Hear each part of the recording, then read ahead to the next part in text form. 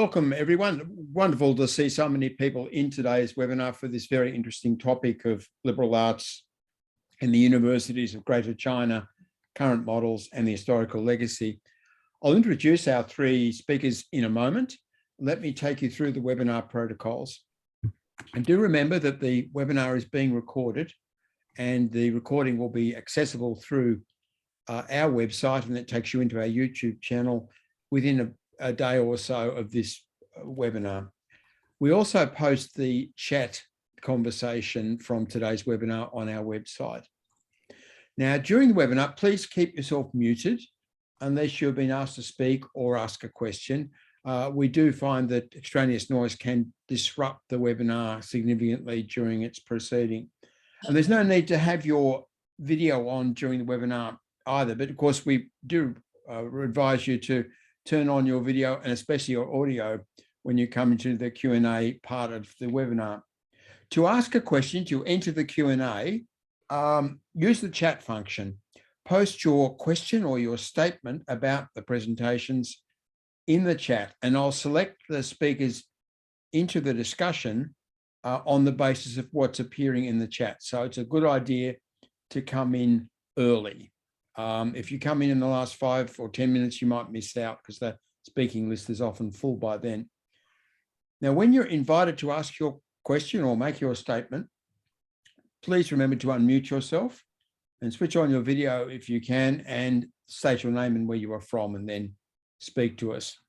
Well, we look forward to a very interesting discussion today, and it's going to be kicked off by Ruth Hayhoe.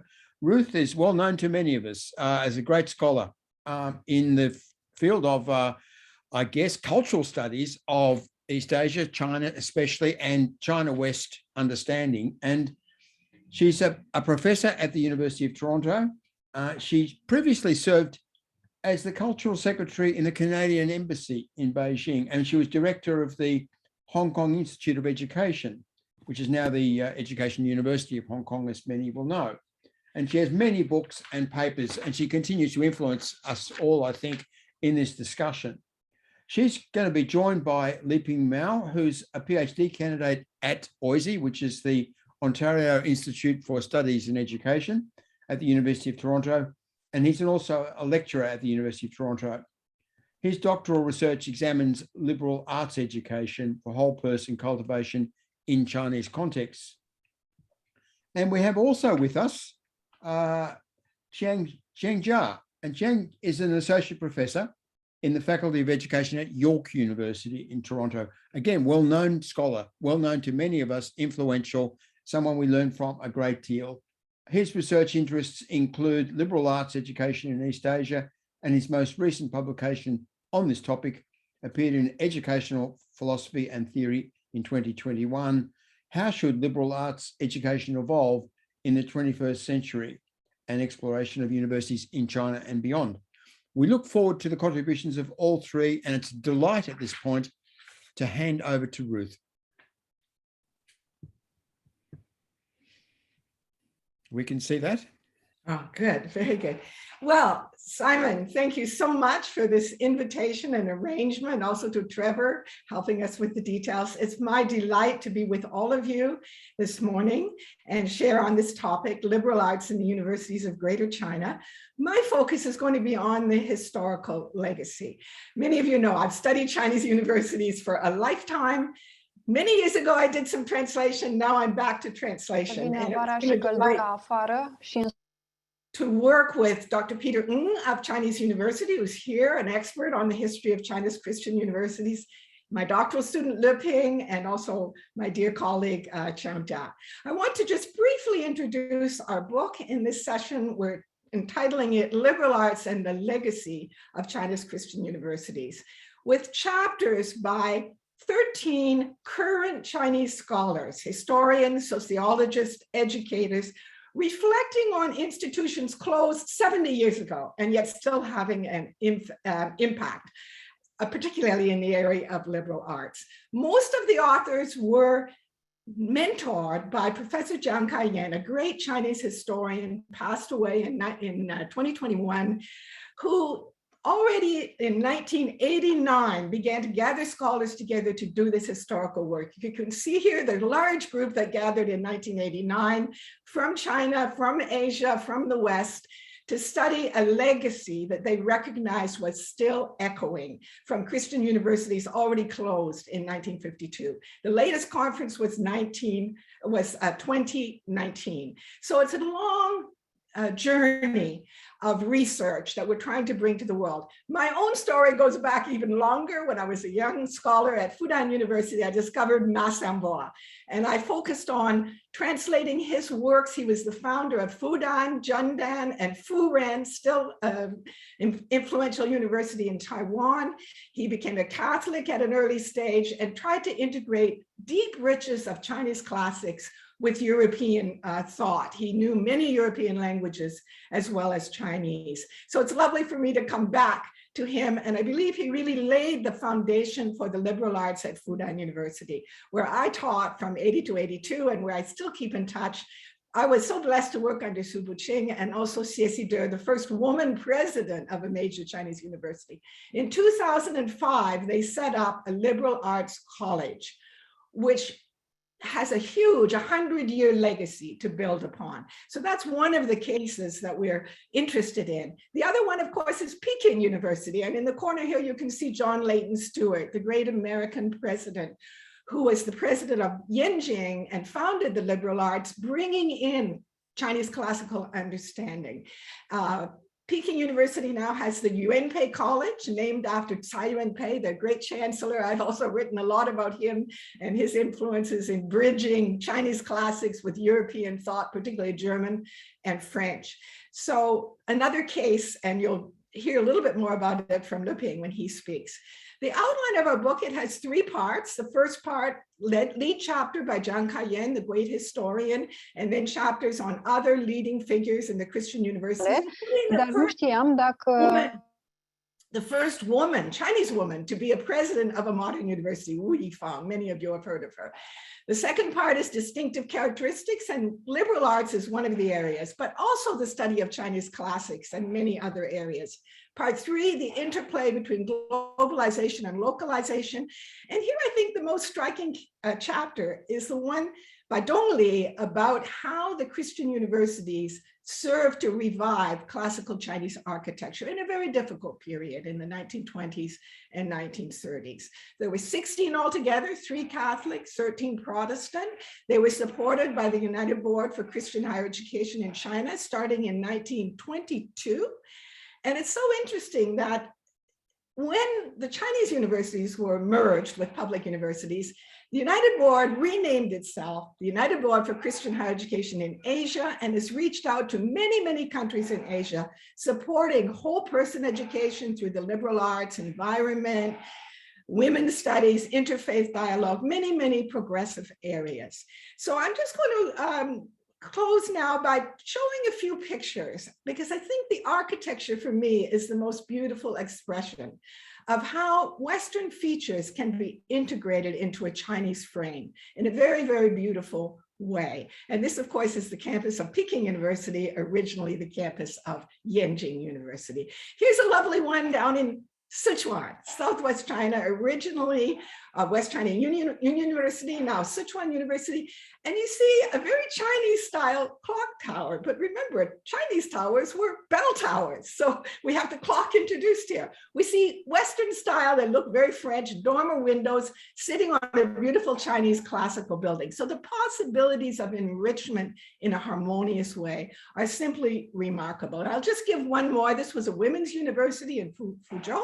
It's now Fujian Normal University, very Chinese in its frame and roofs and so on, but a Greek portico over there on the right-hand side, pillars, arches, and you see again, incredible harmony, the enrichment of Western ideas of the liberal arts through integration into a Chinese frame and Chinese gestalt.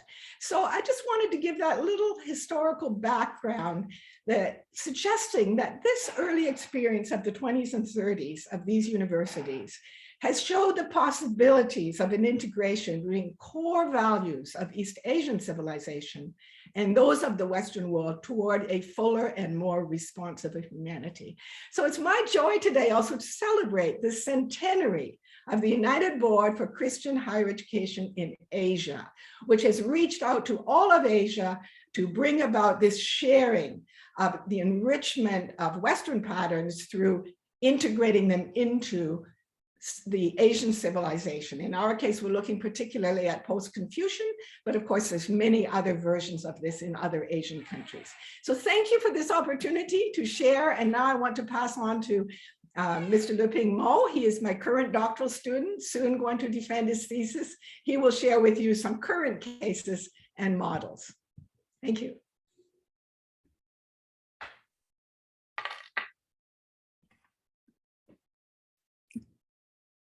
Okay, I'm sharing my slides. Hello, everybody, and thanks to Professor Martinson and colleagues at the Center for Global Higher Education for organizing this wonderful opportunity. I'm happy to share my research. My name is Leping Mou, PhD candidate at OEZ. I'm happy to share my research on examining the current liberal arts models in 3 institutions in Greater China area. So first, I would like to introduce the social background for liberal arts education, as it has been argued that liberal arts education are essential for cultivating the qualities such as innovation, critical thinking, life learning, which meet the requirement for the social challenges and uncertainties in the 21st century. Especially during the COVID-19, we have witnessed a global rise on xenophobia, nationalism, populism, which highlights the pressing need for educating as socially responsible citizens. Research has found that there is a global resurgence in liberal arts education, especially there is a strong presence in Asian societies. Although this resurgence of liberal arts programs has started from a few decades ago, liberal arts education is not something very new to Asian or Chinese context. As Ruth mentioned, liberal arts education has been the feature of China's former Christian university before the 1950s, before China's higher education turned to follow the Soviet model. So my research is focusing on the research question of how do liberal arts education models in 3 universities in the 3 Chinese context contribute to the cultivating of whole persons with capabilities for their societies. I purposefully chose 3 institutions which have historical relevance to the former Christian university in China, Yuanpei College at Peking University in mainland China, Lingnan University in Hong Kong, and Donghua University in Taiwan. I used a capability approach for this study. Capability approach, which is different from the human capital theory. It focused on the broader concept of well-being and human flourishing. So it focused on with equipping with the capabilities what people are actually able to do and to be. This is a conceptual map that guided my research and analysis. So first, I look at how the social factors influence probleme de sănătate, liberal arts models in the 3 contexts, such as the socialist view in mainland China, the British influence in Hong Kong, and American and Christian tradition influence in Donghua University in Taiwan. Also, I examined the means of training or the liberal arts modules and the educational outcomes, the relationship between the 2 aspects. And finally, how this liberal arts model contributed to the capability development and human flourishing in the long term. This is a mixed method study utilizing data from both qualitative and quantitative data.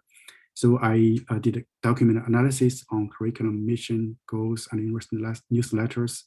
I conducted a semi-structured interview with administrators, faculty members, students, alumni, and finally with a survey with students, alumni, which examining their reflection or self-evaluation on their liberal arts education experience. So first, let's look at the case of Lingnan in Hong Kong. Lingnan University was founded by Lingnan alumni from the former Lingnan University in Guangzhou, which existed before 1950s, one of the 13 former Christian universities in mainland China. And it carries on the Lingnan spirit, such as loyalty, passion, and the spirit of service. On the right, you can see the table of the current Lingnan's liberal arts model. It basically follows the global model of liberal arts education with broad curriculum, small class teaching, close staff, student relationship, residential learning. Particularly, it has a specific focus on internationalization by focusing on the global learning opportunities. So over 85% of its undergrad students has the opportunities of doing overseas study in a foreign university with one or two semesters. Here is Donghua University in Taiwan. In this picture, you can see a beautiful temple located on the campus, which is a tourist spot in Taiwan. It's designed by architectural master Yu Mingpei. Donghua University was established by the United Board for Christian Higher Education in Asia in 1955, after the close down of 13 Christian universities in mainland China. And particularly, it is designed to inherit the legacy from the former 13 Christian universities in China. During the higher education expansion in Taiwan, Donghua University developed into a comprehensive university. And then in 2008, Donghua established a Boya school, which is a liberal arts school, to revive its liberal arts tradition. So in the early age, it's mainly following the American liberal arts model, especially with a labor program which learned from the Berea College in the United States. The current model, it has integrate the traditional Confucian learning models into its program, such as the 6 arts courses. 6 arts is it gives its modern meaning and version, but it's mainly based on the traditional Confucian learning, focusing on the rites, music, archery, charioting, literacy, numeracy, for cultivating a whole person. And it has for its residential learning system, it has a family system, which is provides opportunity of interaction between faculty members, students. They have activities, and students could enjoy the mentorship in this program. Then let's look at Peking University. So Yuanpei College is a liberal arts college situated within Peking University. In the picture, we can see Peking University inherited the campus from Yanjing University, the former Christian university. Now its liberal arts model are focusing on the Chinese characters, and in this table, we can see it's also mainly following the global model of liberal arts education. It has covering the aspect of mentorship, residential learning. Specifically, it has offers students the flexibility of free choice of majors and changing choice of majors and courses, and changing its major programs. And also it has featured interdisciplinary majors. So based on the data from the survey, I examined how the liberal arts modules or the learning modules contributed to students' self-assessed capabilities development in the aspect of broad knowledge, civic character. So I did linear regression model, which find a positive association between the two aspects. The learning modules are broadly contributing to the various aspects of capabilities development. So based on the findings from the 3 liberal arts universities in the 3 Chinese context, we can find that it's a specific feature of Chinese liberal arts in Chinese societies in the 21st century. The three universities all use the translation of 博雅教育, which is the Chinese equivalent for a liberal arts education. However, it has a slightly different meaning. 博 means broad, 雅 means elegance and quality of character. So the liberal arts, 博雅教育, the translation in Chinese is different from the Western liberal arts, which has the focus or origin in freedom and democracy. Second, it has become an ideal of higher education focusing on person making, which is rooted in Confucianism. Especially the administrator and faculty members, they mentioned that the goal of their liberal arts education are to train students to be an upright person.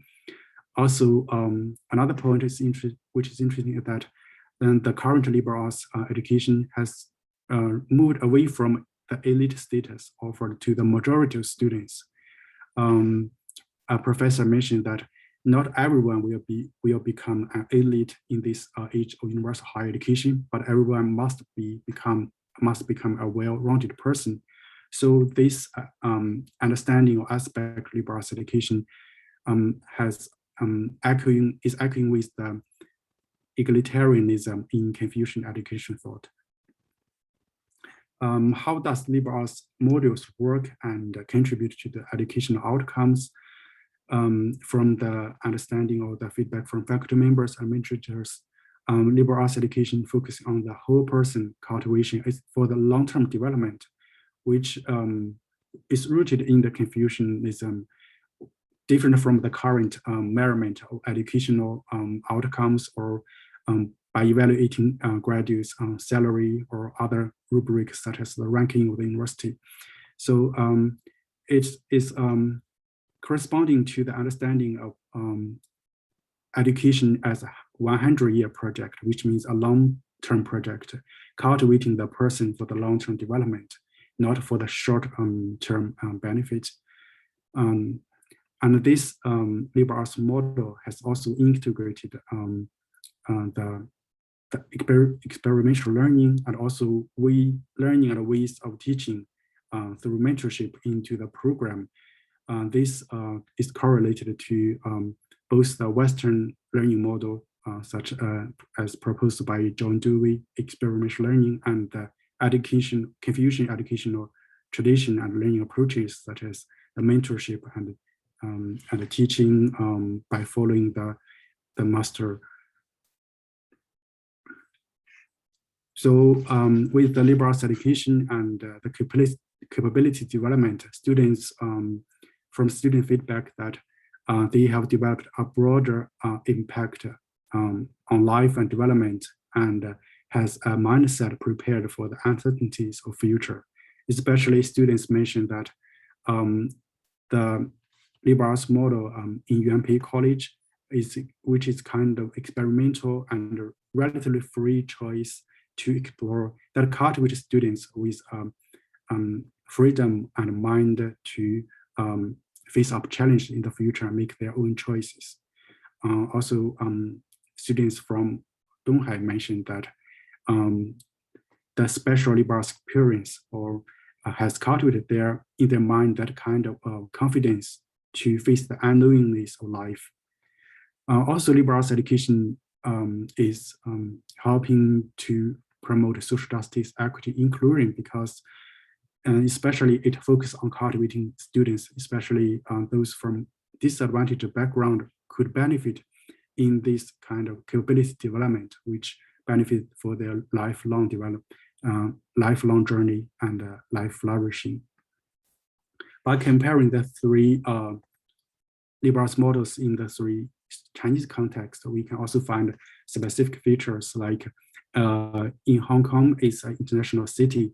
So liberal arts also focusing on the balance with professional training in this business society. And as Hong Kong is in a special status and a special relationship with the mainland China, it's cultivating students' critical thinking as informed citizens. In Taiwan, it's clear that the liberal arts model has inherited the tradition from both Christian liberal college, and also the Confucian legacy, such as the person-making egalitarianism in education. Finally, in mainland China, it has a socialist view education for talent training and for serving the nation, but also it has developing its Chinese character and for empowering students with the spirit of free exploring and carrying on the tradition from the former Christian universities, Yanjing University. And thank you, everybody. I welcome questions and comments.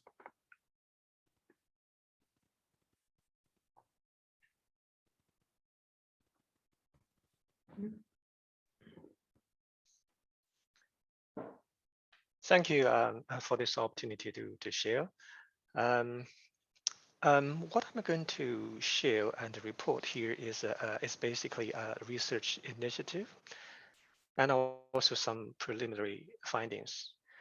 I like to start from the notion of a central notion in the Confucian humanism, 天人合一. Literally, it can be translated into the harmony or the unity between the heaven and the humanity. So I like to start from this notion.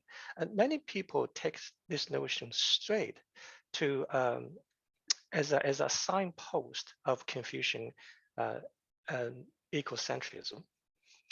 My sense is we need to be careful because in Chinese, the character 天 might have different understandings or interpretations. Literally, 天 is translated as the heaven or the sky, but people could interpret it in multiple ways. For instance, the meaning of the truth or the order of the nature in a metaphysical sense, or in the moral decrees following the ethical reasoning. So when associating with the natural world, it's more reasonable to interpret 天 as a mirror things in the larger cosmos, as well as the interactions among them following cosmological thinking. For this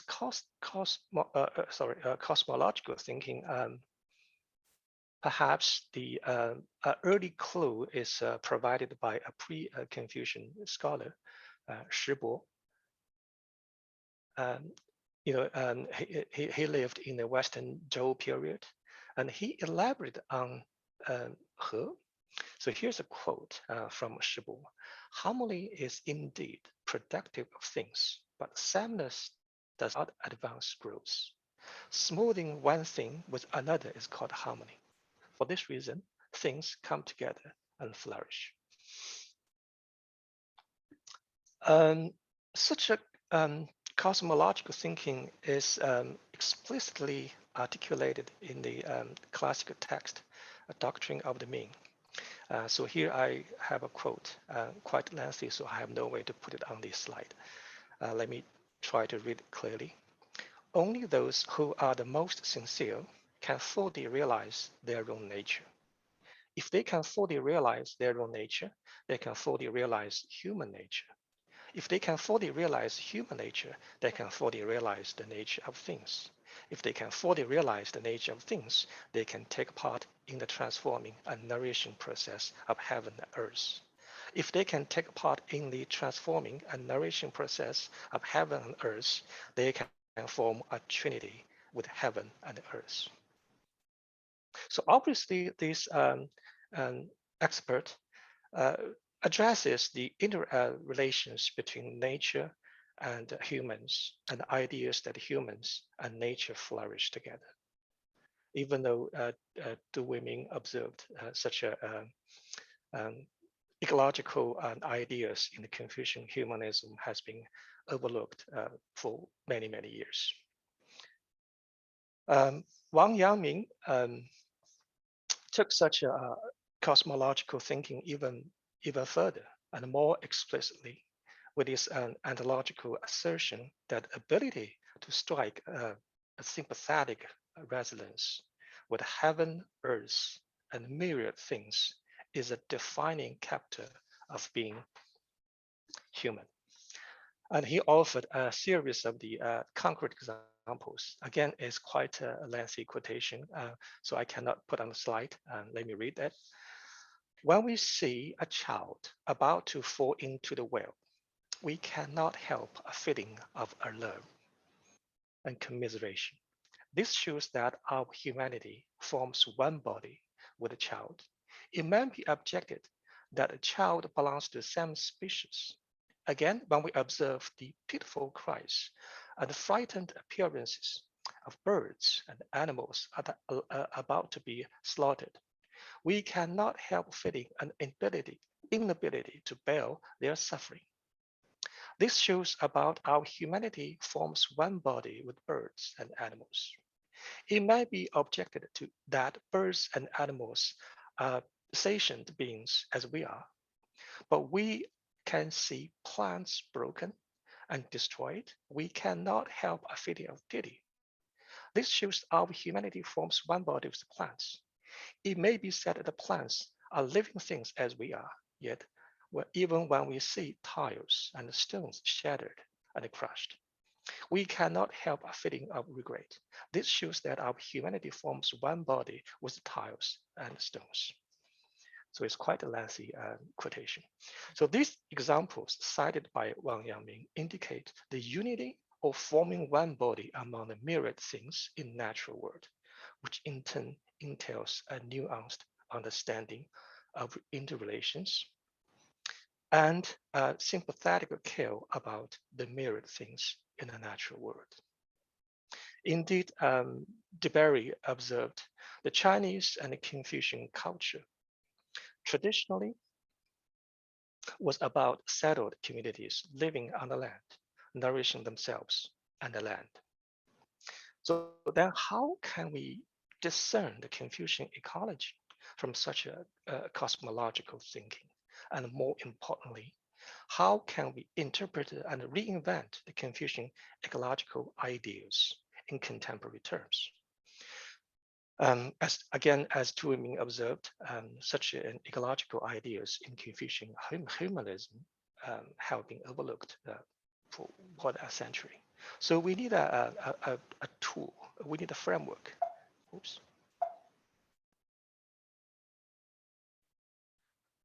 So here, I suggest to use the Sustainable Development Goals, or the SDGs, as such a lens, such a tool. Well, we all know there are altogether 17 SDGs. They're interlinked, interconnected. Approximately, we can categorize such 17 SDGs into three groups. The first is respecting the life and the civilization for dignified living. And the second group is achieving a sustainable social economic development. And the last one is maintaining harmoniousness between the humans and nature.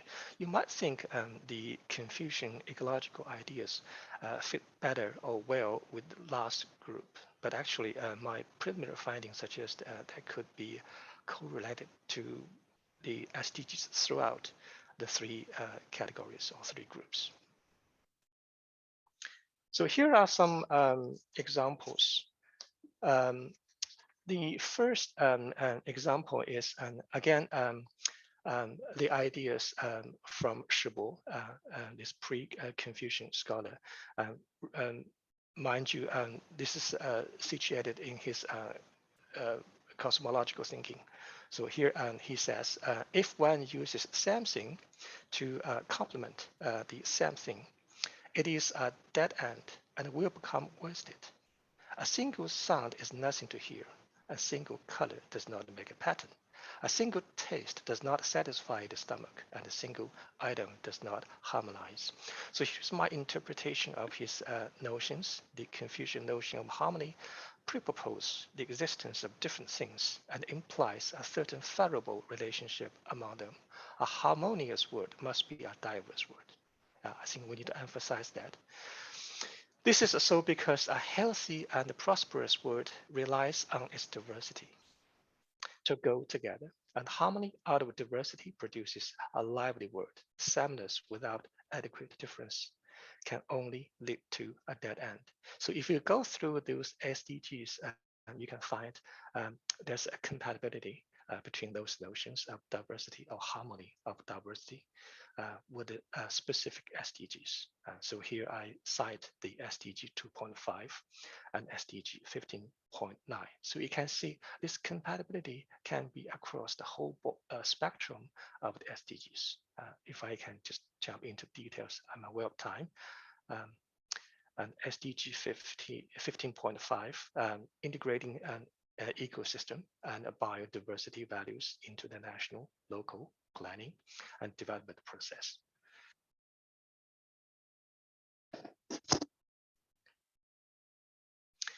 I have another example that's taken directly from Analects by Confucius himself. Yeah. Let me try to save the time, not to read the whole quotation.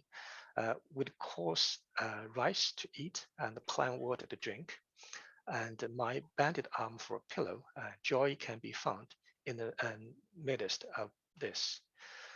He did, and Confucius goes on to say, and he did not demand his rice to be superbly polished or his meat and fish to be finely minced. When eating, he would not converse. So even when he had only the coarse rice and the vegetable soup, and he would always offer them as a sacrifice. And he always did so as if he were fasting.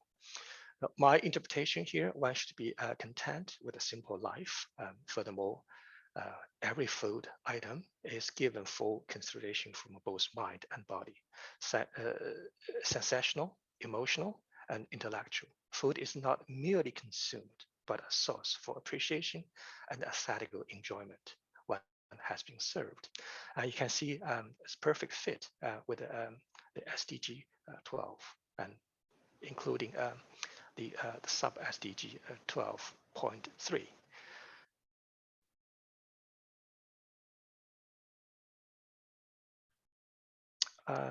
I'm aware of time, so I'm going to jump a little bit. I'm going to pick up some important things to share and to highlight. So this is a quotation from Monks or the Measures. If the seasons of husbandry be not interfered with, the grain will be more than can be eaten. If closed nets are not allowed to enter the pools and the ponds, and the fishes and the turtles will be more than can be consumed. If the axes and the bills enter the hills and the forest only at the proper time, then the wood will be more than can be used. When with the grain and the fish and the turtle are more than can be eaten, and there's more wood than can be used, this enables the people to nourish their living and mourn for their dead without any feeling against any. This condition in which the people nourish their living and bury their dead without any feeling against any is the first step of the royal government. So here's my interpretation. Agriculture, husbandry, and fishery in compliance with the seasons would help conserve the nature, lead to the economic and social prosperity. And there's a set condition for a benevolent government. You see the compatibility, perfect fit with those SDGs like SDG 1 and the poverty, SDG 2 and hunger. 3, ensure healthy lives and promote well-being for all at all age. And 14.4, effectively regulate harvesting and end overfishing. And 16, promote peaceful and inclusive societies for sustainable development. I'm aware of time, so I'm not going to go on to read all those quotations and my interpretations. I like to jump to my conclusion, preliminary conclusion. The Confucian ecology fits well with the current Anthropocene epoch. The Confucian ecology heightens a gratitude and appreciation of what nature serves us and embeds such a sensation in human ethical perfection. through forming the sensational, emotional, intellectual bond with nature. For instance, associating the care for nature with a filial piety. So here's a quotation of Confucius himself: "Cut a tree, slam animal, not in a proper time, thus violate filial piety." And second point is the Confucian ecology advocates a kind of the ethnocentrism, which is different from many other traditions. In Confucian ethnocentrism, the human is an active participant in the cosmic with ethical responsibility to nurture and maintain nature. So this is significant from many other ethnocentric perspectives that see nature as serving the human needs. The Confucian ecology celebrates diversity and harmony out of diversity, which is believed to nurture a lively world, while sameness without adequate differences can only lead to a dead end. That has been emphasized again and again in those classical texts. Finally, the Confucian ecology sees a harmony not necessarily friendly, and could come out the continuous interplay of opposing forces. Through such interplay, the myriad things of the world negotiate with one another and strike a balance, not from a predestined principle, but through some kind of give and take. It is like the rocks and the water in a river. Yeah, both can have their way, yet both have to yield in some ways.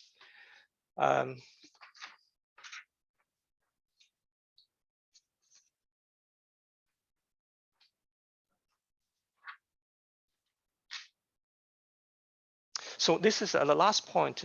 Is quite interesting. That shows, it indicates the notions of the management of the effort of conserving the nature.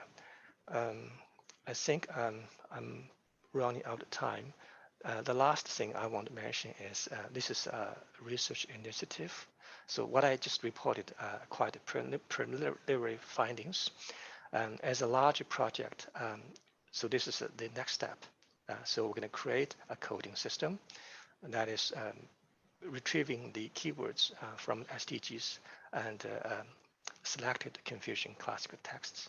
Then apply such a coding system to a wider range of the Confucian classical texts using the Enviable software, and detecting the Confucian ecological ideas and their linkages with the specific SDGs, and analyzing the scope, strengths, and limitation of the Confucian ecological ideas benchmarked against SDGs. Thank you very much. And again, I want to make a point, and this research initiative is a larger research project. Ruth and Leping and I are working together as a partnership research project. On the three cases Leping just presented, they're all the partners in this project. Thank you. Well, thank you all. That was a tremendous set of ideas for us to think about, and I just wish we had longer. Another hour would do nicely at this point. Then there are two themes here, aren't there? There's the issue of the wisdoms of East and West, and bringing them together and looking at each through each other's glasses, if you like. And then there's the question of liberal arts education and forms it might take in East Asia, especially in China. I mean, wouldn't it be good if liberal arts education in the West included as a core unit traditional Chinese thought? And we had the chance to really engage in the way that the Qiang in particular has allowed us to engage today in these core ideas. You know, you look, Zhou dynasty, 3,000 years ago, we have this wisdom of Shibo, you know, sameness does not advance growth. How true. I think of the last words, the very, very last words of Michel Foucault just before he died in his final lecture, and he said, the truth is never the same.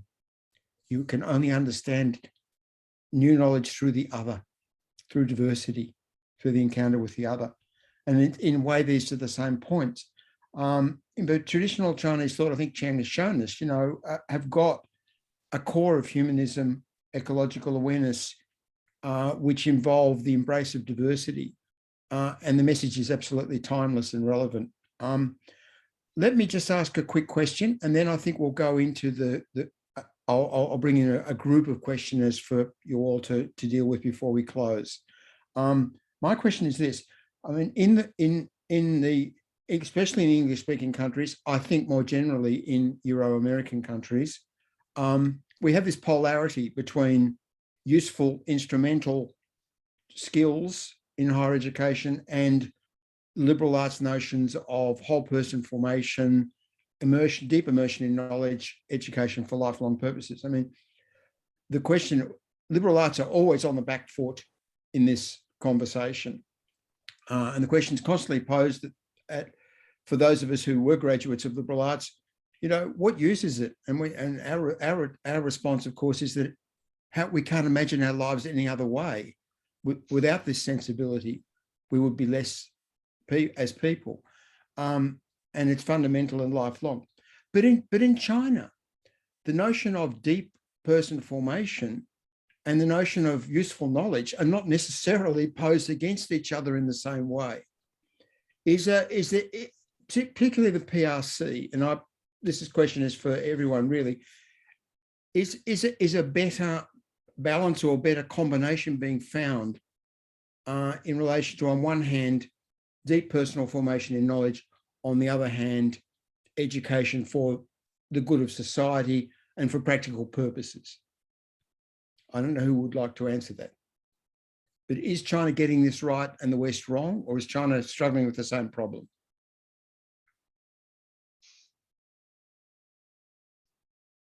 Maybe I can just say, make a very quick answer. In all my years of studying China's universities and looking at curriculum and so on, I've always felt there was one fundamental difference from basically Europe since the Enlightenment, which is allowing opposites to coexist long-term. Yeah. Our dialectics have to have a synthesis. So we use reason and we figure out there's a thesis, there's the antithesis. Yeah. Whereas in China, I think that's given a flexibility of thought that you can have Taoism and Confucianism with opposite ideas about the human and society and nature, and they can coexist. And that gives a kind of flexibility, even through many difficulties and so on. So that would just be a very broad comment from me, but I'm sure Qiang maybe has more to say or Leping on that. Thank you, Simon, for this very insightful question. It is very thought-provoking. I think we can take another hour to discuss this question. My reflection is there is a distinction between the pure or classical Confucianism and what we can observe in current Chinese society. In the pure Confucianism, it might be more about the self-perfection. I mean, more about what you can do, individuals can do for the public good. As opposed to the current reality, we see the Chinese society, the mainstream is very utilitarian. It's no difference, could be even worse than many other Western societies.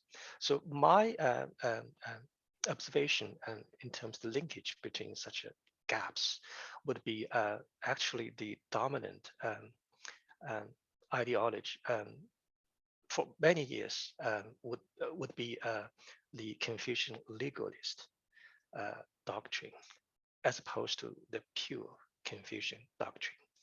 And the Confucian doctrine is more embedded in the legalist ideas, and legalism is very utilitarian. That is dominant. I mean, even before PRC.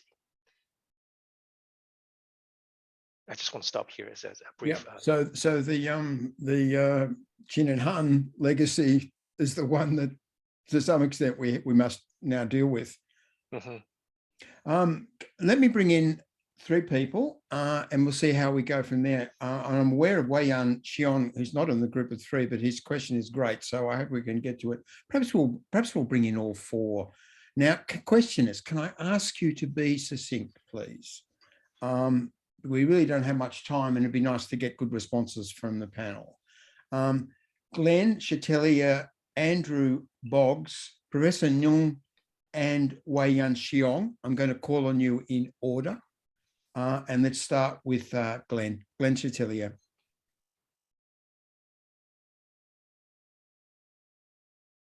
Hello, Glenn. Thank you, Simon. I really enjoyed this presentation, and it seems to me that representing Assumption University from Thailand, which is considered to be an Indo-Chinese country, it's interesting to notice that the attraction for liberal arts education, whole person education, and the Confucian humanism is counterbalanced really with the current thrust towards digitization, entrepreneurial spirit, making money quickly, all right, and just forgetting about everything else. Where do you see the future really in what Hofstede calls the Confucian dynamic, of East Asian societies or even Chinese societies in the present and for the future? Thank you. I'll have to talk you out of your reliance on Hofstede at some stage, Glenn. Andrew Boggs. Hi there, apologies. Thank you very much, all the speakers, for a fascinating session. Sorry, and apologies, my question is slightly prosaic, but it does build on the comment you were making, Professor Marginson. I'm just curious, with liberal arts education universities in China, are they in high demand from a student perspective? Are they highly selective as institutions? Or are they part of the milieu of various higher and tertiary education providers in China? And Professor Hayhoe, it's good to see you again. You may not remember, I had a course with you at OAZ back in, I think it would have been 2005 or 2006. Great, thank you. Thanks, Andrew. Professor Nung, you're next.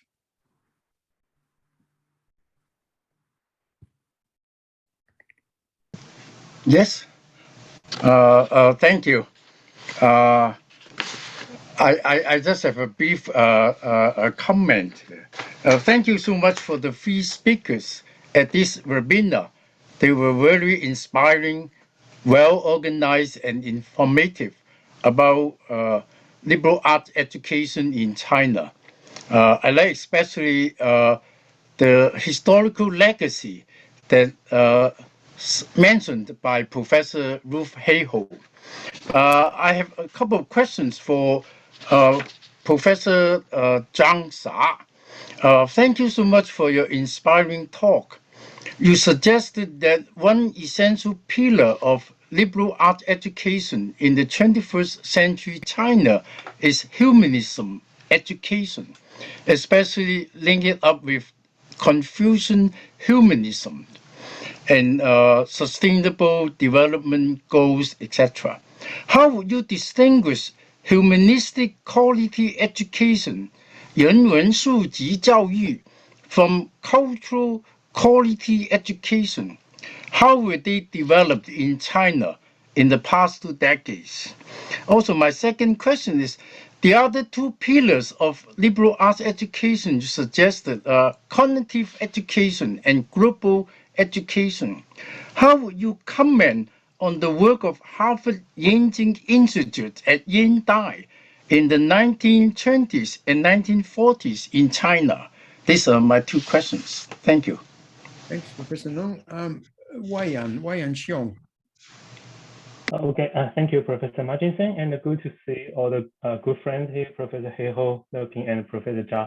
I will be brief about my question. Coming from observation, teaching at the Mainland University, we try to teach our students critical thinking skills in the Western style, but we found it's very hard, just as I found that because they have the traditional mindset from the like a collectivism from the Chinese education system, from primary school to even universities.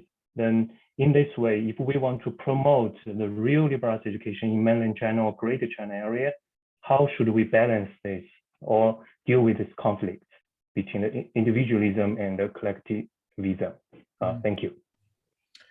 Well, there's 4 really good questions, aren't they? And let's perhaps we can hear from all 3 of you, if that's okay. And you could speak maybe in the reverse order so that Ruth will speak last. And so that would mean Qiang, I think, will speak first.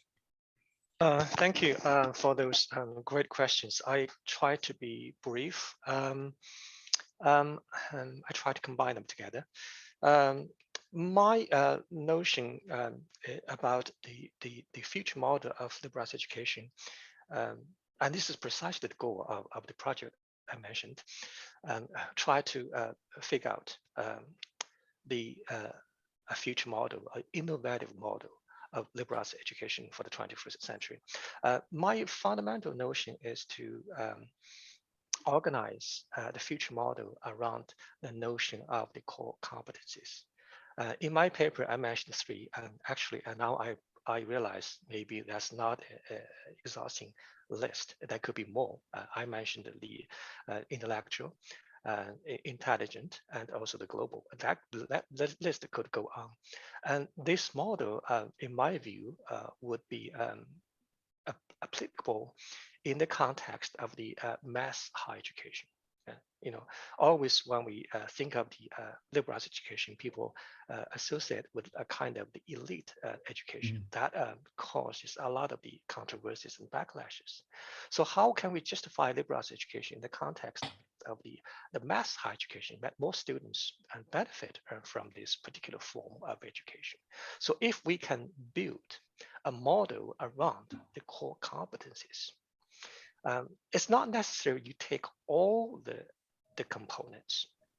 If you don't want, you can take a selected portion of this model, say intellectual or intelligent. And we can, of course, we can justify that. Intellectual, as I mentioned, even from the what I presented just now, the Confucian ecology, because now we are in the Anthropocene epoch. We need such an understanding of the bond between the humans and the nature, because humans are producing impact that beyond the capacity the nature can recover itself. And in return, and those consequences will affect our human life. So we need to understand such a one body, and that could be the task for the intellectual competence. For intelligence, of course, this is lifelong learning time. No one can finish their life, the career with one job. We have to jump between and back and forth several jobs. So we need such a lifelong learning and abilities and skills. And finally, the global competence. And regardless that you argue the globalization is moving on or is ending, we are still in a globalizing world. We need such a global skills and knowledge. I think that should be my response to Professor Ning's question. I can stop here. I'm well timed, so maybe I should invite Ruth and Leping to join in this conversation. I think Leping will be next. Thank you, Professor Martinson. I think I can address to a few questions, like mentioned by Glenn, Dr. Xun. Yeah, I agree that in this this world influenced by the new liberal trend, that there's a competition for the economic success, and it has been obvious in every society that higher education has also been influenced by this trend. So from my research, I find that the administrators, the faculty members, they are also arguing that the liberal arts education or education with a focus on the whole person should be turning to the ideal goal that is with a focus on the long-term development. Although they are saying that the liberal arts implementation has been facing challenges, which their university are being ranked and the professors are being evaluated based on other aspects. But this goal focusing on the whole person and the long-term development, especially echoing the Confucian value of education as a 100-year project, it's cultivating a generation. So some administrators, they have confidence. They are saying that our education, with our liberal arts education, after a few 20, 40 years, a few generations will be in the society serving the nation, and they will see the outcome of our education.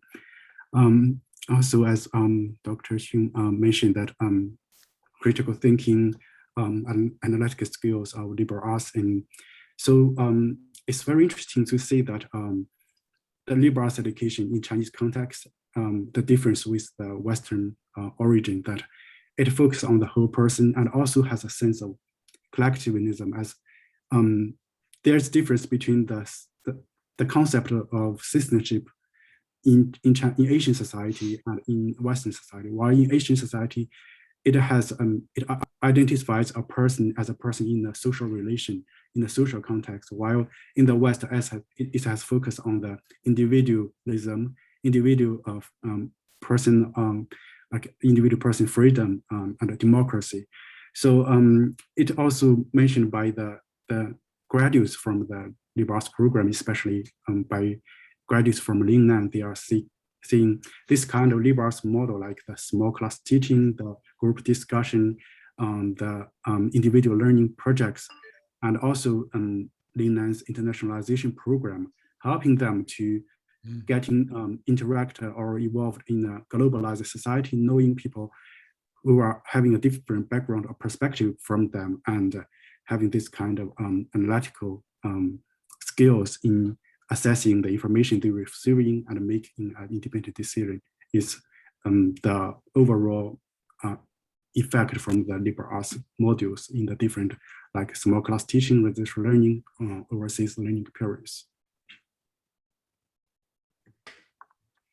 Okay, Ruth.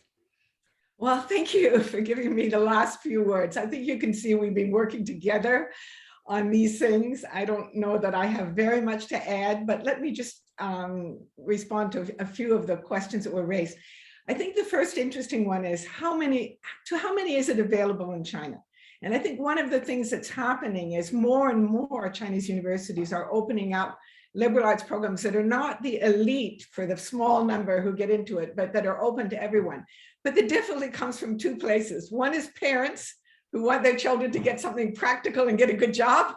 And the other is faculty who are being evaluated for their research publications. Why should they waste time doing really good courses in liberal arts? So I think that's where the difficulty lies, not so much the policy, but the overall environment. The second point that Wei-Yuan raised about critical, I've been teaching Chinese students ever since the 1980s. So I've always been asked that question, well, how come they're not more active, why don't you more student-centered and so on? And what I find with Chinese students is they listen, they know how to observe, they can take stuff deep into themselves and they need time to absorb it. And if you give them time, they'll bring really deep reactions. Whereas in the West, we tend to don't really teach people how to listen or how to observe. Everybody wants to speak immediately and give their criticism and give their comments. So it seems to me we need a blend of the both. There's a richness in that ability to observe, listen, digest, and also a sense of responsibility. This is a collective side. What I say might affect others in a negative way. So therefore my criticism has to be carefully thought through and judged, not just immediately spoken out. So those are two of the things that all my years of teaching in Chinese contexts I learned, and it's not very easy to communicate that in the West because we're so into the student-centered and so on. And I guess the third thing that's already been mentioned, but I think is a really important one, almost no one nowadays has a straightforward career. You graduate, you get a job as a doctor or a lawyer or a teacher, and you stay in the job for a lifetime. And that, of course, was the case for China too, under the system of the Soviet Union, where everybody was assigned.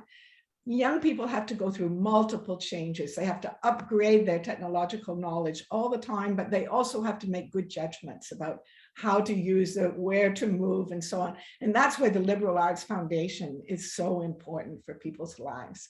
I'm sorry, Peter, I can't answer your specific ones, but I think those who want to read the text will get a sense of, these deep roots in the liberal arts and the Christian universities, and then the ways in which the legacy is being transformed and shared very, very widely. So we're so grateful to Simon, to all of you for joining us today, and we really look forward to more communication and suggestions as we move forward, both with the book and also with what we hope will be a major partnership project that Qiang is taking the lead on in the liberal arts education. Thank you so much. And thank you, Ruth, and thank you, Qiang, and thank you, Leping. We've had 140 plus people tuned in today. for me, it's a privilege to chair these webinars, but sometimes it's more special. And today was really special. It was really nice to see Lingnan playing such a role in leading liberal arts education development. Of course, Lingnan has got this knack of communicating and projecting. And I think that's really serving us well in relation to promoting the importance of whole person formation and liberal arts learning. So I think it remains for me to say good luck, Leping, in your doctoral defence. Hope it goes really well, and we look forward to publications arising. We look forward for everything that Qiang is bringing forward to us, and we always thank Ruth for everything. Thank you all. Our next webinar is the first of 4, which is going to take a critical approach to the economics of higher education, and critical in relation to the present assumptions that govern policy thinking, especially in the English-speaking countries, about the purposes and value of higher education. And our first webinar in that series of 4 is coming from Lisa Wheeler-Han and Gavin Moody from the University of Toronto. So we're back to Canada in part, and as we were today, and we look forward to that discussion. But once again, thank you all for attending. Thank you all for taking part. Thank you for the excellent questions from our 4 participant questioners, and bye for now. Thank you for the opportunity. Bye.